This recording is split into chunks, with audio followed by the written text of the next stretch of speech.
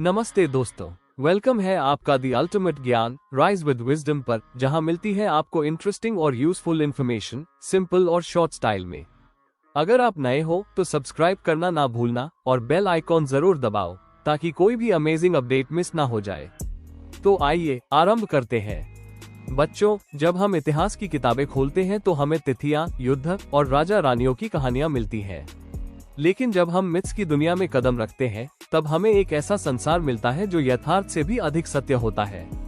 ये कहानियां न केवल मनोरंजन का साधन थी, बल्कि ये लोगों को संस्कार, ज्ञान, नैतिकता, साहस और संयम का पाठ पढ़ाती थी।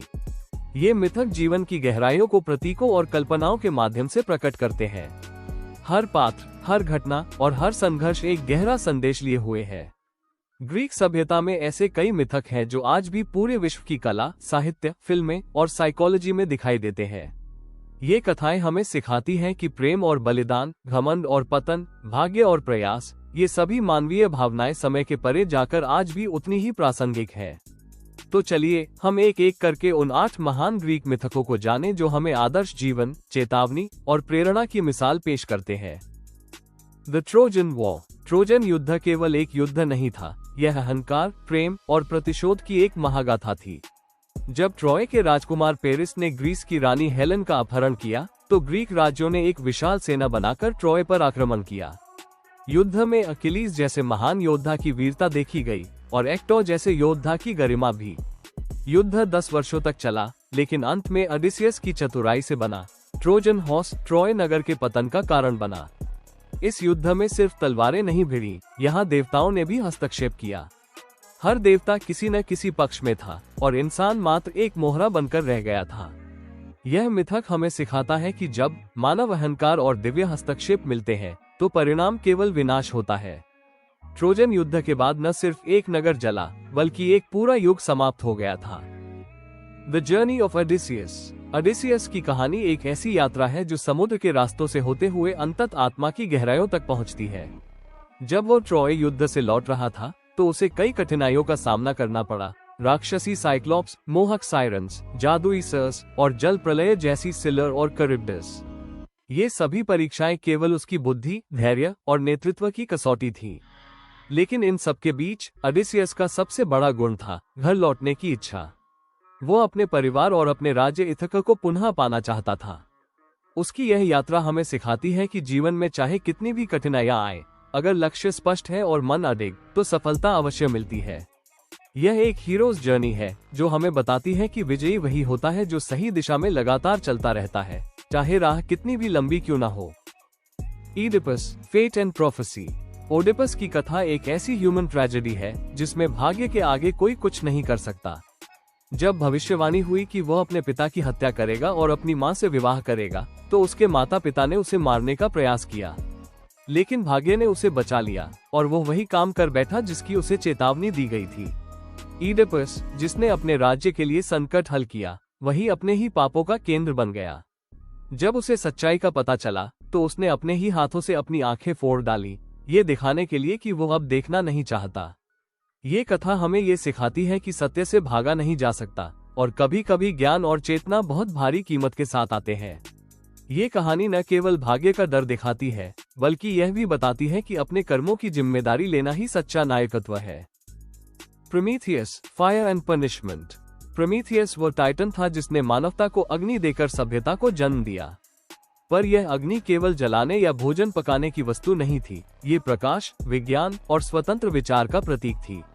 देवता ज़्यूस नहीं चाहते थे कि मनुष्य इतना शक्तिशाली बने, पर प्रोमीथियस ने उनका आदेश तोड़कर इंसानों को अग्नि दी। इसके दंडस्वरूप ज़्यूस ने उसे एक पहाड़ से जंजीरों में बांध दिया, जहां एक ईगल प्रतिदिन उसका जिगर खाता था। वो जिगर रात में फिर से उगाता और अगली सुबह पुनः वही पीड़ा शुरू हो जाती। यह अनंत पीड़ा उसका बलिदान बन गई मानव जाति के लिए। यह मिथक हमें ये सिखाता है कि जो लोग ज्ञान और प्रगति के लिए लड़ते हैं, वे अक्सर पहले सताए जाते हैं, लेकिन अंत में वे ही सभ्यता की नींव बनते हैं। Pandora's box, origin of evil. Pandora, पहली स्त्री जिसे देवताओं ने बनाया, एक रहस्यमय बॉक्स के साथ आई। उसे सख्त आदेश था कि वो उसे न खोले, लेकिन मानव स्वभाव की सबसे पुरानी कमजोरी, जिज्ञासा, ने उसे मजबूर कर दिया। जैसे ही वो बॉक्स खोला, उसमें से सारे दुख, बीमारियां और संकट संसार में फैल गए। ये हमें ये सिखाता है कि कई बार ज्ञान या अनुभव की खोज में हम अनजाने में समस्याएं खोल बैठते हैं। लेकिन इसी कथा का सबसे सुंदर पक्ष है होप। जब सभी बुराइयां बाहर आ गई, तो अंत में एकमात्र चीज जो बची थी वह थी आशा। ये बताता है कि चाहे कितना भी अंधकार क्यों न हो, यदि आशा जीवित है तो उजाले की संभावना भी हमेशा जीवित रहती है। ऑफियस एंड यूरिडिसी, लव एंड ट्रेजेडी। ऑफियस का प्रेम इतना सशक्त था कि उसने अंडरवर्ल्ड तक पहुंचकर मृत्यु से भी अपनी पत्नी यूरिडिसी को वापस लाने की हिम्मत की। उसकी वीणा की धुन इतनी मधुर थी कि हेडीज, मृत्यु के देवता, भी पिघल गए और उसे एक अवसर दिया, लेकिन शर्त थी कि वह पीछे मुड़कर न देखे। ठीक धरती की सतह पर पहुंचते ही ऑफियस ने अपना संयम तोड़ दिया और यूरिडिसी हमेशा के लिए खो गई।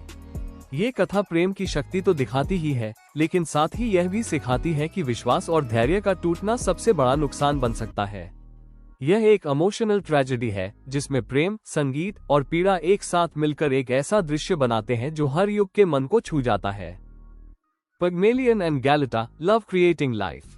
पिग्मेलियन एक ऐसा कलाकार था जिसने अपने आदर्श की कल्पना से एक स्त्री की मूर्ति बनाई और उसे देखकर वो खुद उससे प्रेम करने लगा।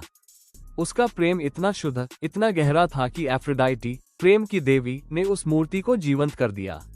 ये कहानी बताती है कि सच्चा प्रेम केवल एक शरीर से नहीं, बल्कि आत्मा और कल्पना से जुड़ा होता है। जब किसी विचार को प्रेम और श्रद्धा से गढ़ा जाए, तो वो मूर्त रूप ले सकता है। यह मिथक हमें सिखाता है कि कल्पना और प्रेम की शक्ति जीवन निर्माण तक पहुंचा सकती है और कभी कभी मन की सच्चाई यथार्थ से भी बड़ा चमत्कार कर सकती है। डीडलस एंड इकरस। डीडलस एक महान आविष्कारक था जिसने अपने और अपने बेटे इकरस के लिए पंख बनाए ताकि वे बंदीगृह से उड़कर बाहर निकल सकें। उसने अपने बेटे को चेतावनी दी, बहुत ऊंचा मत उड़ना वरना सूर्य की गर्मी से वैक्स पिघल जाएगी, और बहुत नीचे मत उड़ना वरना समुद्र की नमी पंखों को भिगो देगी। लेकिन उड़ने का आनंद इकरस के सर चढ़ गया। उसने चेतावनी को नजरअंदाज किया और सूर्य के करीब उड़ने लगा। उसके पंख पिघल गए और वो समुद्र में गिरकर मर गया। ये कथा एक शाश्वत चेतावनी है कि अत्यधिक गर्व और अनुशासनहीन महत्वाकांक्षा अंत में विनाश की ओर ले जाती है। ज्ञान का प्रयोग विवेक से करना ही सच्ची बुद्धिमत्ता है। बच्चों, ये सभी कहानियां केवल काल्पनिक पात्रों की नहीं है, ये हमारे अपने जीवन के रिफ्लेक्शन है। हर कहानी में कहीं न कहीं हम खुद को पा सकते हैं। कभी हम ओडिसियस की तरह रास्ता खोजते हैं, कभी ईडिपस की तरह भाग्य से लड़ते हैं, कभी प्रोमीथियस की तरह बदलाव लाने का जोखिम उठाते हैं, और कभी इकरस की तरह ऊंचाई में बहक जाते हैं। मिथक हमें यह नहीं सिखाते कि दुनिया कैसी थी, वे हमें ये सिखाते हैं कि हम इंसान कैसे हैं और कैसे बन सकते हैं। ये कहानियां अमर हैं क्योंकि इनके संदेश युगों से परे हैं। अंत में, चाहे कितनी भी त्रासदी हो, चाहे कितनी भी भूलें हो, अगर आशा, प्रेम और समझदारी हमारे साथ है, तो हम हर मिथक से सीख लेकर एक बेहतर इंसान बन सकते हैं। Thank you. अगर वीडियो पसंद आया हो तो एक लाइक जरूर कर देना और कमेंट में बताओ आपका क्या थॉट है। चैनल को सब्सक्राइब करो और शेयर करो अपने दोस्तों के साथ। नॉलेज बढ़ाओ फन के साथ। मिलते हैं नेक्स्ट वीडियो में, तब तक के लिए stay curious and keep learning and follow the ultimate Gyan. Rise with wisdom.